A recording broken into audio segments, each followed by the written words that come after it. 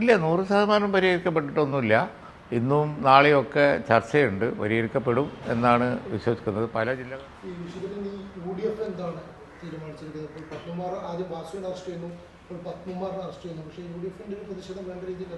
U D F ഇത് വലിയ വിഷയമാക്കും. ശബരിമലയോട് ബന്ധപ്പെട്ട ഏത് വിഷയവും യു ഡി എഫ് വലിയ വിഷയമാക്കിയിട്ടുണ്ട്. സ്ത്രീ പ്രവേശനം വന്നപ്പോൾ ഞങ്ങളത് വലിയ ക്യാമ്പയിനാക്കിയല്ലോ.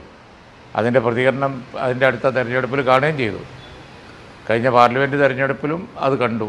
ഇപ്പോൾ സംസ്ഥാനത്ത് നിലനിൽക്കുന്ന രാഷ്ട്രീയ സാഹചര്യം എന്ന് പറയുന്നത് ഈ വക കാര്യങ്ങളിൽ അമർഷം പ്രകടിപ്പിക്കാനുള്ള അവസരം ലഭിക്കുന്നു എന്നുള്ളതാണ്. അത് ഈ ലോക്കൽ ബോഡി ഇലക്ഷനിൽ കാണും, യാതൊരു സംശയവുമില്ല. തദ്ദേശ തെരഞ്ഞെടുപ്പിലെ നാമനിർദ്ദേശ പത്രിക സമർപ്പിക്കാൻ നാളെ ആണ് അവസാനം. ഏകദേശം എല്ലാ UDF പൂർണ്ണമായിട്ടും സജ്ജമാണോ?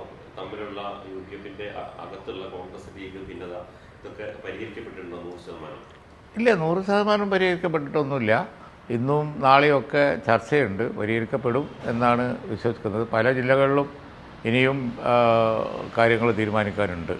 ഈ മലബാർ ഭാഗത്തൊക്കെ ഞങ്ങൾ നോക്കുമ്പോൾ മിക്കവാറുമൊക്കെ കാര്യങ്ങൾ ശുഭമാണ്. എന്നാൽ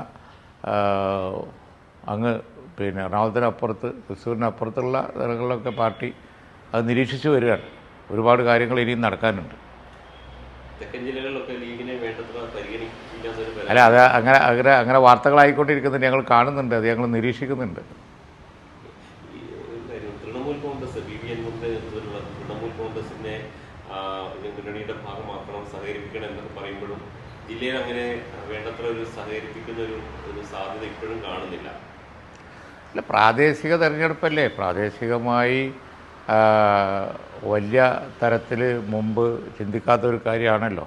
അപ്പോൾ അതുകൊണ്ട് അത് 100% ആയി കാണൂല. UDF ഒരു തീരുമാനം എടുത്തിട്ടുണ്ട് സഹകരിപ്പിക്കാൻ, അത് നടപ്പിലാവും എന്ന് തന്നെയാണ് വിശ്വാസം. പ്രതിപക്ഷ നേതാവ് പറഞ്ഞല്ലോ, ഓൺലൈൻ മീറ്റിങ്ങിന് ശേഷം പറഞ്ഞിട്ടുണ്ടായിരുന്നു. ശരി.